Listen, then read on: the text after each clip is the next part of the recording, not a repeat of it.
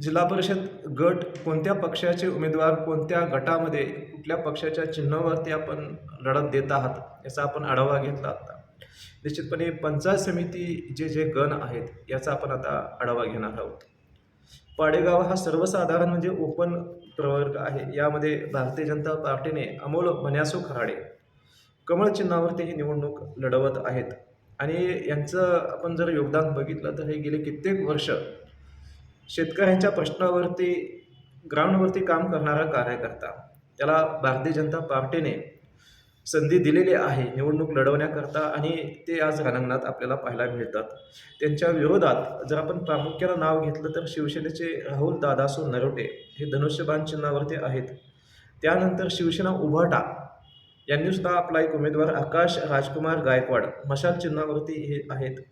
आणि वंचित बहुजन आघाडी नितीन बापूराव सूळ gas cylinder या चिन्हावरती सुद्धा म्हणजे एकंदरीत 4 उमेदवार पाडेगाव गणामध्ये आपल्याला पाहायला मिळतात. पण प्रमुख जी लढतीची चर्चा आहे ती चर्चा भारतीय जनता पार्टीचे अमोल मन्यासू खराडे आणि राहुल दादासो नरोटे अशी लढत या ठिकाणी होईल अशी चर्चा आपल्याला पाहायला मिळते. एकंदरीत जर आपण पाहिलं तर भारतीय जनता पार्टीने जे अमोल मन्यासू खराडे आहेत हा एक चळवळीतला कार्यकर्ता, शेतकऱ्यांच्या ऊस दराकरता राजू शेट्टी, सदाभाऊ खोत यांच्यासोबत काम केलेला हा जो कार्यकर्ता आहे त्याला भारतीय जनता पार्टीनं निवडणुकीच्या रिंगणात उतरवल्यामुळे निश्चितपणे चळवळीतल्या कार्यकर्त्याच्या पाठीमागे पाडेगाव गणातील मतदार जो आहे तो जाणार की प्रस्थापित शिवसेना राहुल दादासो नरोटे, श्रीमंत रामराजे नाईक निंबाळकर यांच्या गटाचा जो कार्यकर्ता आहे त्याच्या पाठीमागे येथील मतदान करणार ही एक प्रमुख चर्चा आपल्याला या गणामध्ये पाहायला मिळते. त्यानंतर तरडगाव हा ओपन महिला सर्वसाधारण महिला राखीव गट आहे. यामध्ये शिवसेना, भाजप आणि राष्ट्रीय समाज पक्ष असे 3च उमेदवार आपल्याला पाहायला मिळतात. शिवसेना एकनाथ शिंदे गटानं योगिता दीपक गायकवाड ह्या धनुष्यबाण चिन्हावरती आहेत. भारतीय जनता पार्टीनं स्मिता प्रशांत गायकवाड कमळ चिन्हावरती आहेत आणि राष्ट्रीय समाज पक्षाने सौ शीतल महादेव पुल्लाळ कप बसी या चिन्हावरती त्या उभ्या आहेत. एकंदरीत जर पाहायला गेलं तर महायुतीचेच जे 2 घटक आपण सातत्यानं सांगतोय की शिवसेना हा महायुतीचाच घटक आहे, परंतु स्वतंत्ररित्या फलटण तालुक्यामध्ये श्रीमंत रामराजे नाईक निंबाळकर जो राजेगट म्हणतो आपण त्याच्या ज्या कार्यकर्त्या आहेत योगिता दीपक गायकवाड यांच्यात आणि भारतीय जनता पार्टी स्मिता प्रशांत गायकवाड कमळ या ज्या चिन्हावरती आहेत या दोघांमध्येच आपल्याला ही जी चुरस आहे कोण किती मताधिक्य घेत आहे. आणि एकंदरीत तालुक्याचं जर चित्र पाहायला गेलं तर येथील मतदार जो आहे तो तालुक्याचा जो नेता आहे, नेतृत्व आहे किंवा तालुक्याचा जो विकास करणारा जो पक्ष आहे, दोन्ही पक्ष जे आहेत ते माहितीचेच घटक आहेत. परंतु यंदा हे जिल्हा परिषद आणि पंचायत समितीचा जो मतदानाचा जो आकडा आहे, मतदानाचा जो टक्का आहे तो निश्चितपणे जर वाढला तरच फलटण तालुक्यामध्ये विकासाची चिन्ह, विकासाच्या वाटा ह्या मोकळ्या होऊ शकतात. परंतु जर मतदार उदासीन राहिला, तरुण मतदारांची संख्या, महिला मतदारांची संख्या ही किती मतदानामध्ये कन्वर्ट होते किंवा ज्येष्ठ नागरिक जे आहेत त्यांचं मतदान किती होतं, या सगळ्या आकडेवाऱ्या ज्या आहेत त्याच्यावरती फलटण तालुक्याचं येणाऱ्या निवडणुका ह्या अवलंबून असतात आणि विकासाचा जो मुद्दा आहे तोही अवलंबून असतो. आणि हे सर्व जर आपण पाहायला गेलं तर हे जिल्हा परिषद स्थानिक स्वराज्य संस्था ज्या आहेत याच्यामध्ये जे उमेदवार उभे केलेले आहेत हे पक्ष कार्यकर्ते म्हणून काम करतात. तालुक्यातील प्रत्येक गावातील प्रत्येक वाडी वस्तीवरील जे प्रश्न असतात ते तालुक्याच्या नेतृत्वापर्यंत पोहोचवण्याकरता जिल्हा परिषद गटाचे जे किंवा पंचायत समितीचे जे उमेदवार असतात हे एक माध्यम असतं आणि यांच्याच माध्यमातून हे प्रश्न सोडवले जाऊ शकतात. ही लोकशाही व्यवस्थेतील प्रक्रिया आहे आणि ही प्रक्रिया मजबूत करण्याकरता हे जे उमेदवार आहेत यांना मतदाराने सतत विवेक बुद्धी वापरून योग्य निर्णय घेणं आवश्यक असतं आणि तीच ही वेळ मला वाटतं 7 तारखेला आहे जी फलटण तालुक्यातील मतदारांनी घालवू नये. यानंतर आपण बघतोय की साखरवाडी पिंपळवाडी ओबीसी महिला फलटण तालुक्याच्या जातीय समीकरणांच्या राजकारणामध्ये यंदा साखरवाडी पिंपळवाडी हा जो ओबीसी महिला प्रवर्ग राखीव असणारा जो गण आहे तो खूप चर्चेत आहे. मराठा समाजाचा 40 वर्षाचा जो संघर्ष आहे, त्या 40 वर्षाच्या आरक्षणाच्या संघर्षानंतर कुणबी दाखले हे न्यायमूर्ती शिंदे समितीनं त्याला राज्य शासनाच्या माध्यमातून सुरुवात झाली. मराठा हा कुणबीचं आहे अशा आशयाचं त्यांनी एक अहवाल दिला. कुणबी आणि मराठा हे एक आहेत. हे टेक्निकली जरी अजून गॅजेट याला लागू झालं न झाल्यामुळं, सिद्ध झालं नसलं तरी सुद्धा कुणबी ज्यांच्या नोंदी आहेत त्यांना ते दाखले दिले जातात. आणि असंच एक उमेदवार फलटण तालुक्यातील साखरवाडी आणि पिंपळवाडी जी मराठाच कुटुंबातील, परंतु कुणबी नोंद सापडल्यामुळं वंशावळ त्यांनी फाईल जी तयार केली, म्हणजे मूळतः ते आता ओबीसी प्रवर्गात गणले जातात. अशा राष्ट्रीय म्हणजे नॅशनल काँग्रेस पार्टी अजित पवार गटाच्या ज्या उमेदवार आहेत त्या शिवांजली विक्रमसिंह भोसले या घड्याळ चिन्हावरती आहेत. त्यांच्या विरोधात शिवसेनेनं माडकर कमलताई शंकर धनुष्यबाण चिन्हावरती असे 2च उमेदवार आहेत. मग इथे जात फॅक्टर हा विचारात घेतला जाणार आहे. आपण जर पाहिलं तर श्रीमंत संजीवराजे नाईक निंबाळकर हे ज्येष्ठ नेते डी.के. पवारांच्या घरी गेल्यानंतर त्यांचे ज्येष्ठ चिरंजीव सचिन पवार यांनी निश्चितपणे मी शिवसेनेचंच काम करणार आहे अशी स्पष्टोक्ती दिली. म्हणजे एकंदरीत डी.के. पवारांच्याच घरामध्ये 2 पक्ष आता काम करताना दिसतात. म्हणजे साखरवाडीच गणामध्ये आपल्याला हे जे मतदान विभागणी जी आहे ती 2 मराठा समाजाची जी संपूर्ण मतदान आहे, कुणबी म्हणजे नवीन ओबीसी झालेला उमेदवार आणि शिवसेनेनं दिलेल्या धनगर समाजातील उमेदवार या दोघांमध्ये जी लढत आहे ती लढत आणि त्याच्या पाठीमागं नेमका समाज मराठा मताधिक्य असणारा हा जो गण आहे याच्यामध्ये किती मताधिक्य कुठल्या उमेदवाराला जात म्हणून देणार का तालुक्याच्या नेतृत्वाच्या तोंडाकडे बघून इथे मतदान केलं जाणार, हा एक औत्सुक्याचा विषय पूर्ण तालुक्यामध्ये चर्चेचा आहे. दुसरीकडे मराठा क्रांती मोर्चाचे जे समन्वयक आहेत त्यांनी एक मुलाखत दिली होती, आपल्या चॅनलवरती दिली होती की जिथे सर्वसाधारण जागा आहेत, म्हणजे एकंदरीत 10 सर्वसाधारण पंचायत समितीला जागा आहेत, त्या ठिकाणी सर्वच्या सर्व जागा मराठा समाजाच्या उमेदवारांना दिल्या गेल्या पाहिजेत. पण तसं न होता आपण बघितलं की भारतीय जनता पार्टीने 6 आणि शिवसेना पक्षाने 4च उमेदवारांनाच फक्त तिथे प्रतिनिधित्व दिलं. बाकीच्या ज्या जागा आहेत त्या इतर ओबीसी, एससी, एसटीमध्ये त्या दिल्याचं चित्र आहे. यावरून मराठा समाजामध्ये एक असंतोष आहे आणि या असंतोषाचं परिवर्तन मतामध्ये कसं होतं हेही पाहणं आपल्याला गरजेचं आहे. दुसरीकडे आपण पुढे गेल्यानंतर सस्तेवाडी हा सुद्धा ओबीसी राखीव जागा आहे. या ठिकाणी शिवसेनेनं तांबे गणेश मल्हारे धनुष्यबाण चिन्हावरती उमेदवार दिलेला आहे. भारतीय जनता पार्टीने विजय अप्पासो भिसे हे आमचे पत्रकार मित्र आहेत, कमळ चिन्हावरती लढतायत तिकडे. त्यानंतर एक अपक्ष उमेदवार सुद्धा आहेत, ऋतुजा सागर कुंभार ट्रॅक्टर चिन्हावरती आहेत. मग खरे पाहता गेलं तर ही जी लढत आहे ती 3ही उमेदवार ओबीसीमधूनच आहेत.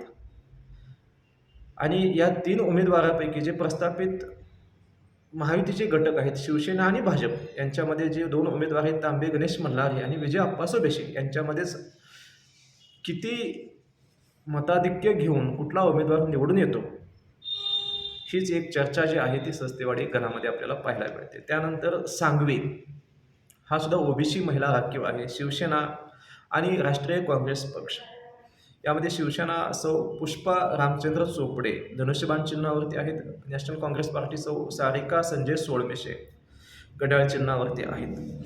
एकंदरीत आपण बघतोय की शिवसेनेने जे उमेदवार दिलेले आहेत ते धनगर समाजातले आहेत. नॅशनल काँग्रेस पार्टीनं जे उमेदवार दिलेले आहेत ते लोणारी समाजातले आहेत. ओबीसी महिला राखीव असल्यामुळं निश्चितपणे दोन्ही उमेदवार हे त्या कॅटेगरीमधलं देणं निश्चितपणे त्या पक्षाला भाग आहे. परंतु ही लढत सरळ आहे. सांगवी गणातील मतदार धनुष्यबाण चिन्हाच्या उमेदवाराच्या पक्ष नेतृत्वाच्या मागे जाणार का नॅशनल काँग्रेस पार्टी जी आहे घड्याळ विद्यमान आमदार श्री सचिन कांबळे पाटील, शिवराजे खर्डेकर आणि रणजितसिंह नाईक निंबाळकर यांचा जो गट आहे या गटाच्या पाठीमागे इथला मतदार वर्ग जाणार हेही पाहणे आवश्यक आहे. त्यानंतर विडणी, जी मी आत्ता चर्चा केली की सर्वसाधारण प्रवर्ग, जिथे मराठा समाज आग्रही होता, परंतु तिथे मताधिक्य मराठा समाजाचं नसल्यामुळे तिथं पक्ष नेतृत्वानं मराठा समाजाला तिथं डावललेलं आहे. असं हा गण म्हणजे विडणी, ज्या ठिकाणी फक्त 2च उमेदवार आता रणांगणात दिसतात. मराठा समाजाचे काही उमेदवारांनी, अगदी राष्ट्रीय काँग्रेसचे बबलू भैया सूर्यवंशी उर्फ बेडके यांनी सुद्धा अर्ज दाखल केला होता, परंतु मराठा मताधिक्य जास्त नसल्यामुळे आणि मराठा समाजामध्ये एक वाक्यता नसल्यामुळे या विडणी गणामध्ये मराठा समाजाचा एकही उमेदवार आज रणांगणात दिसत नाही. किंवा मी सुद्धा इच्छुक होतो, परंतु आर्थिक सक्षमताच्या अभावी आपण या ठिकाणी रणांगणात उतरवू शकलो नाही. यामध्ये भारतीय जनता पार्टीने जे उमेदवार दिलेले आहेत ते सचिन गजानन अभंग आहेत, हे कमळ चिन्हावरती आहेत. शिवसेनेचे जे उमेदवार आहेत ते डॉक्टर किरण अनंत उत्तमराव शेंडे, हे धनुष्यबाण चिन्हावरती आहेत. यामध्ये जर पाहायला गेला आपण तर भारतीय जनता पार्टीचे जे उमेदवार आहेत सचिन गजानन अभंग, हे महात्मा फुले युवक संघटनेचे अध्यक्ष आहेत महाराष्ट्र राज्याचे. आता लोकनियुक्त सरपंच सागर अभंग यांच्या जवळचे ते मानले जातात. जयकुमार गोरे, ग्रामविकास मंत्री जयकुमार गोरे यांच्या ते जवळचे मानले जातात. आणि संघटन शक्तीचं जे काम आहे ते सचिन गजानन अभंग यांच्या माध्यमातून विडणी आणि पंचक्रोशीमध्ये माळी समाजाचं खूप चांगल्या पद्धतीनं झालेलं दिसतं. मग जर आपण जात फॅक्टर ग्राह्य धरला तर माळी समाज हा भारतीय जनता पार्टीच्या पाठीमागे जाणार का? शिवसेनेने जे उमेदवार दिलेले आहेत डॉक्टर किरण उत्तमराव शेटे, हे ॲक्च्युली दोन्ही उमेदवार पाठीमागच्या ग्रामपंचायतच्या सरपंच जी निवड होती त्या निवडणुकीच्या वेळी एकाच व्यासपीठावरती, म्हणजे उत्तमराव शेंडे डॉक्टर हे ज्येष्ठ नेते आहेत आणि आज आपण जे भारतीय जनता पार्टीचे सागर अभंग जे आहेत हे एकाच व्यासपीठावरती होते, परंतु काळानुरूप हे यांच्यामध्ये मतभेद असतील किंवा राजकीय महत्त्वाकांक्षा असते, त्यामुळे हे वेगवेगळे लढत आहेत. एकाच गावातील हे दोन्ही उमेदवार आहेत. या गणामध्ये, विडणी गणामध्ये कोण किती मताधिक्य घेतं, पक्ष नेतृत्वाकडे पाहून मतदान होतं, जात फॅक्टर काम करतो का निश्चितपणे विकासाच्या मुद्द्यावरती विडणी पंचायत समिती गण मतदान करतो, हे पाहणं औत्सुक्याचं आहे. त्यानंतर गुणवरे हा SC महिला राखीव गट आहे. नॅशनल काँग्रेस पार्टी अजित पवार गट वनिता धनाजी आडव हे घड्याळ चिन्हावरती आहेत. शिवसेना वैशाली अतुल कांबळे या धनुष्यबाण चिन्हावरती आहेत. शिवसेना उभाटा यांनी सुद्धा एक उमेदवार या ठिकाणी उतरलेला ज्योती अनिकेत बागाव मशाल चिन्हावरती आहेत.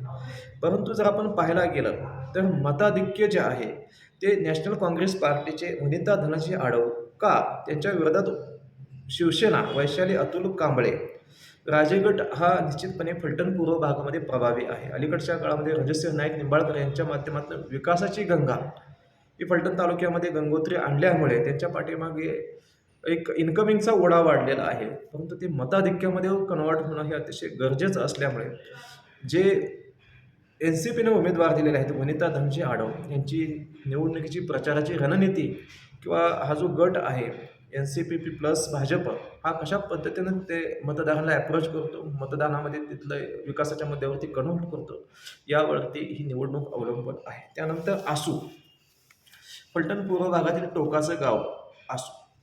या आसू गावामधलेच फलटण तालुक्याचे राष्ट्रवादी काँग्रेसचे अध्यक्ष जे आहेत ते शिवरूपराजे खर्डेकर साहेब यांचा हा जो गण आहे राखीव असल्यामुळे ते स्वतः जर नसले तरी त्यांचे उमेदवार निश्चितपणे या ठिकाणी आहेत.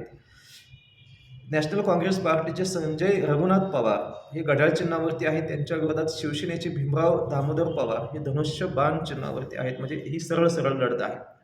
आसू हा प्रतिष्ठेचा विषय झालेला आहे फलटण तालुक्यातील राजेगटानं, म्हणजे राजेगट म्हणजेच शिवसेना एकनाथ शिंदे आणि त्यांच्या विरोधात रणजितसिंह नाईक निंबाळकर यांचा जो गट आहे शिवरूपराजे खर्डेकर साहेब, सचिन कांबळे पाटील साहेब आणि भारतीय जनता पार्टी प्लस अजित पवार गट या दोन्हींचा जो संमिश्र गट आहे, या दोघांच्या प्रतिष्ठेची लढाई जर आपण पाहिली तर ती आसूमध्ये असणार आहे. आणि SC कॅटेगरीमधनं हे उमेदवार असल्यामुळे निश्चितपणे मराठा समाजाचं जे मतदान, बहुसंख्य मतदार हा आसू पंचायत समिती गणामध्ये मराठा आहे. तो नेमकं कोणत्या पक्षाकडे आपलं मतदान जास्त देणार, कोणत्या पक्षाच्या पारड्यामध्ये मतदान आपलं टाकणार, कोणत्या नेतृत्वावरती विश्वास ठेवणार, आणि यावरतीच फलटण तालुक्याचं राजकीय भविष्य अवलंबून आहे. पुढील बरड हा जो ओपन महिला पंचायत समिती गण आहे, यामध्ये सुद्धा मराठा समाजाचे काही उमेदवार आहेत. यांनी पक्ष नेतृत्वासाठी उमेदवारी मागितली होती, परंतु प्रस्थापित मंडळींनी सर्वसाधारण ओपन महिला असूनही त्या ठिकाणी तीनही उमेदवार हे धनगर समाजाचे दिलेले आहेत. म्हणजे शिवसेनेनं आठवळे स्वाती हनुमंत धनुष्यबाण चिन्हावरती आहेत. भारतीय जनता पार्टीनं अनिता संतोष गावडे आणि राष्ट्रीय समाज पक्षाने साक्षी काशीनाथ शेवते कब्बशी तिन्ही समाज धनगर समाजाचे असल्यामुळे धनगर समाजाचं जे मतदान आहे ते या तिघामध्ये निश्चितपणे कन्वर्ट होऊ शकतं, मतविभागणी होऊ शकते. परंतु मराठा समाजाचं जे मतदान आहे ते नेमकं कुठल्या पक्षाच्या पाठीमागे, कुठल्या नेतृत्वाच्या मागे, विकासाच्या मुद्द्यावरती का राजकीय फलटणचं जे राजकीय भविष्य ठरवण्यासाठी नेमकं मतदार कुठल्या मुद्द्यावरती, कुठल्या निकषावरती मतदान करतो, यावरती या निवडणुकीचं जे भविष्य आहे, येणाऱ्या काळामधलं फलटण तालुक्याचं जे भविष्य आहे ते अवलंबून आहे. दुधेभावी हा सुद्धा ओपन महिला गट आहे. मराठा समाजाचे एकही महिला ओपन असूनही या ठिकाणी उभी नाही आहे. त्यामध्ये प्रामुख्याने जर पाहायला गेला आपण तर भारतीय जनता पार्टीनं मनीषा लक्ष्मण सोनवलकर या कमळ चिन्हावरती आहेत. शिवसेनेच्या सौ विजया हनुमंत सोनवलकर धनुष्यबाण चिन्हावरती आहेत. राष्ट्रीय समाज पक्षाच्या मयूर भाऊसा सोनवलकर कबशी चिन्हावरती आहेत. या तीनही ठिकाणी सोनवलकर आडनावाच्याच 3 महिला उमेदवार आहेत. ओपन महिला असूनही या ठिकाणी एकही मराठा समाजाची महिला उभी नाही आहे. धनगर समाजाचं मताधिक्य या ठिकाणी जास्त असल्यामुळे तीनही म्हणजे भारतीय जनता पार्टी असो, शिवसेना असो आणि राष्ट्रीय समाज पक्ष असो या तीनही पक्षांनी या ठिकाणी धनगर समाजाचे उमेदवार दिलेले आहेत. कोळकी सर्वसाधारण कोळकीसुद्धा ओपनमध्येच आहे. या ठिकाणी सुद्धा मराठा समाज हा आग्रही होता आणि अनेकांनी उमेदवारी अर्जही भरले होते, परंतु उमेदवारी माघारी घेण्याच्या शेवटच्या दिवशी निश्चितपणे अनेक अर्ज त्या ठिकाणी काढले गेलेले आहेत. बघूया आपण नेमके कोणी अर्ज भरलेले आहेत, कोण उमेदवार तिथे पक्ष नेतृत्वाने दिलेले आहेत आणि नेमकी कशी लढत होणार आहे. शिवसेना अशोक गेनबा नाळे धनुष्यबाण या चिन्हावरती आहेत. भारतीय जनता पार्टी विकास अशोक नाळे कमळ चिन्हावरती आहेत. राष्ट्रीय समाज पक्ष या ठिकाणी आहे. सोनवलकर सुनील गंगाराम कबशी चिन्हावरती आहेत.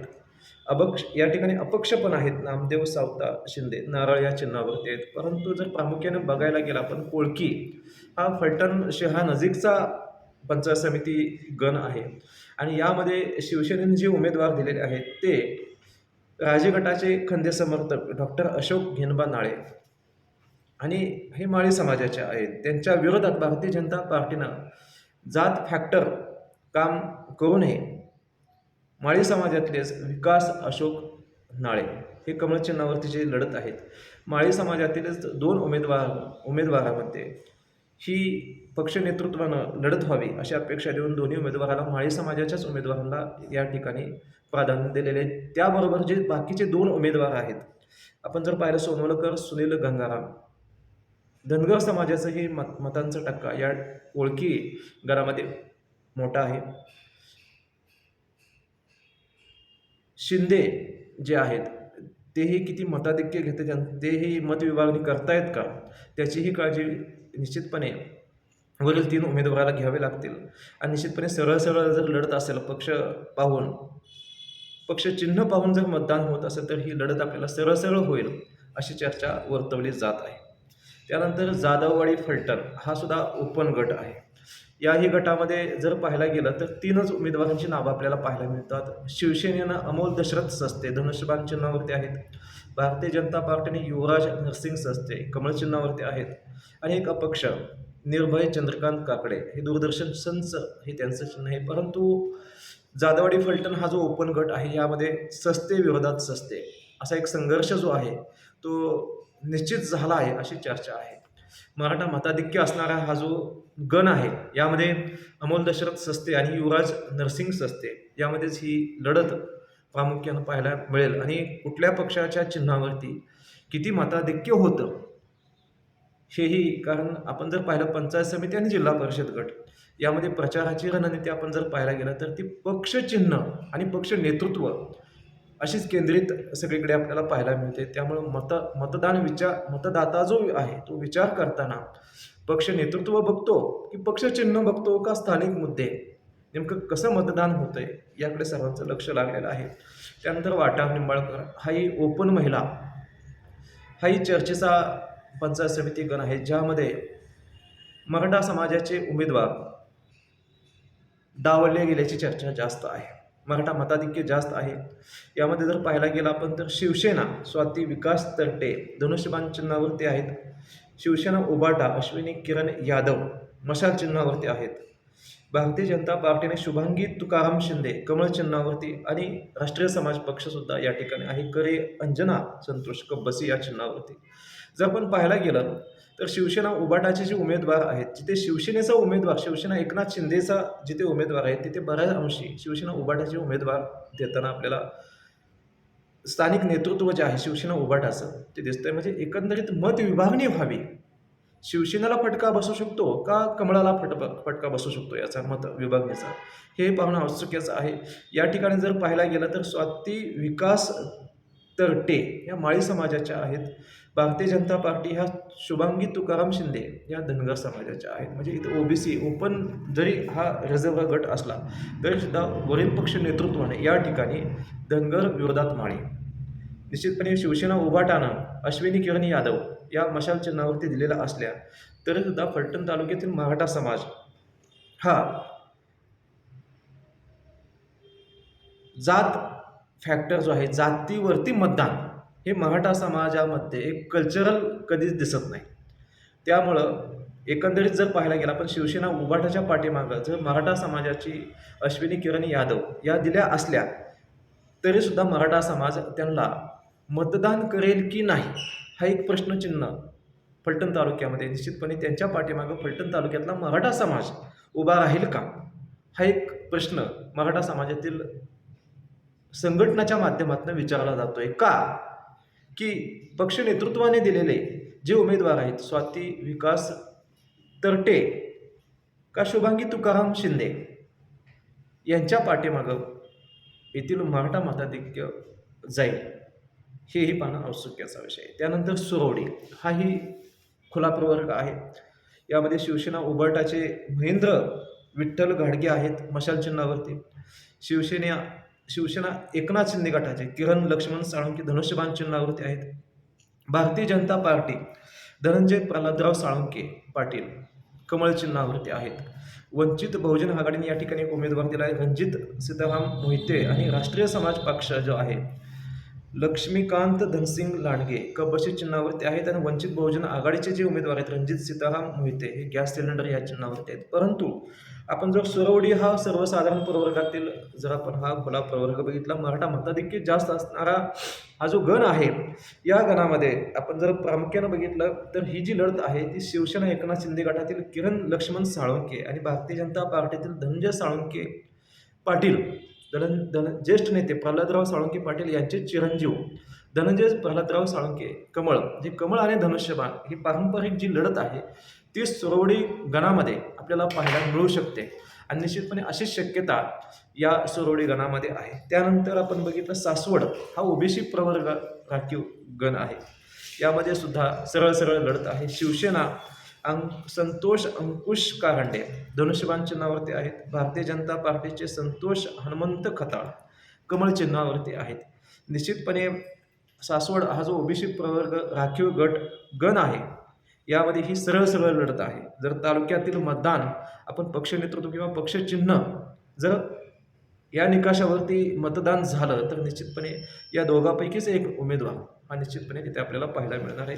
कुठला तरी एका उमेदवाराच मताधिक्य हे येथील जनता देऊ शकते, कारण प्रत्येकाला एकच मतदान एका उमेदवाराला पंचायत समितीच्या आणि एक मतदान जिल्हा परिषद जे आहे त्या गटाच्या उमेदवाराला देण्याचा अधिकार आहे. त्यामुळे निश्चितपणे मतदान करताना विचारपूर्वक आणि विवेकबुद्धी वापरूनच मतदारांना करावं लागणार आहे. यानंतर एक शेवटचा जो पंचायत समिती गण आहे तो आपण बघूया. हिंगणगाव हा ओपन महिला सर्वसाधारण प्रवर्गासाठी राखीव होता. यामध्ये 2 उमेदवार आहेत.